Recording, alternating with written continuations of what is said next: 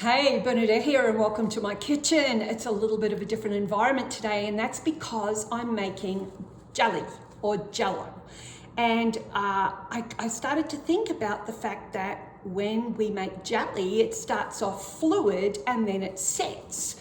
And we also have some workmen outside and down a little bit who are cutting up some of the footpath, and they are replacing the concrete. And we think about concrete, and concrete starts off fluid and it sets hard. I mean, we have roads, we have bridges, we have buildings all made out of concrete. It sets that hard.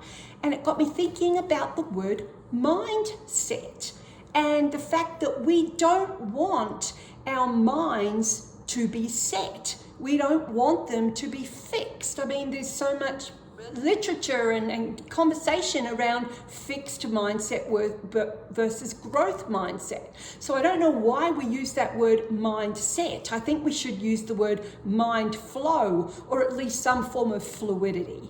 And the fact that the ability for us to be able to evolve our thinking is really important for us today, and to evolve our thinking with some form of velocity or with some form of speed today is also really important. And so I was on a call the other day with a good friend of mine and a good friend of many of ours, Lahat, so a big shout out to Lahat over there in Israel, and we were talking about my book Shift and Disrupt and the fact that it was built on the story seller model.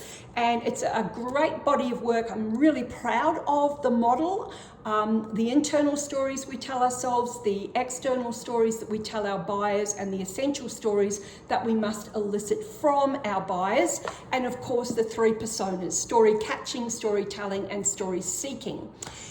And we got talking about the fact that I've not put this to the side. I've evolved my thinking as a result of conversations with leaders, with salespeople, with readers of my book. And that is the fact that the conversations seem to be sticking around the internal stories, the story catcher part of the story seller model.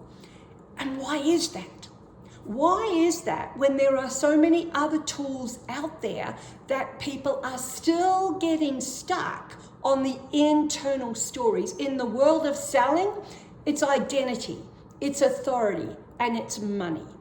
And you peel that apart, and what that impacts, it impacts decision making, it impacts accountability, it impacts unconscious bias. It impacts resilience. It impacts so much. And so my evolution, if you like, it's definitely not a pivot. I'm not going to become a jelly manufacturer, but that whole evolution now is focused around the story catcher and what are those elements that prevent all of us from not being able to move out of those stories that we are telling ourselves that sabotage our success. And so the big idea is the overarching umbrella is conviction, it is courage, and it is the choices that we make. And so when you peel that back, we really do have to deliberately disrupt the way that we think, the way that we feel, and the way that we act, because if we don't, something or someone else will do it to us or for us. And so my thinking is iterating, it's evolving, and I'm not leaving this behind, far from it. I'm taking a piece of this and building it out. And so this video, this isn't for everybody. It's for those people that are like me. It's for those of you that are creative. It's for those of you that can't keep still. It's for those of you that always have a new idea.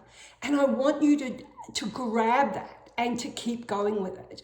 There are some people that will say to you, sit still, kind of just be happy with what you've got, the status quo. And I say, don't. I say, you're there, you've got that creative streak, use it. That's your gift. That's your calling. Lean into it. Step into courage yourself. Have that level of conviction. Make the choices that are going to not just help you, that are going to help those around you, but that are also going to be for the greater good. So on that note, my question to you now, is it island pineapple or is it lime? Have a great day. We'll speak to you soon. Bye for now.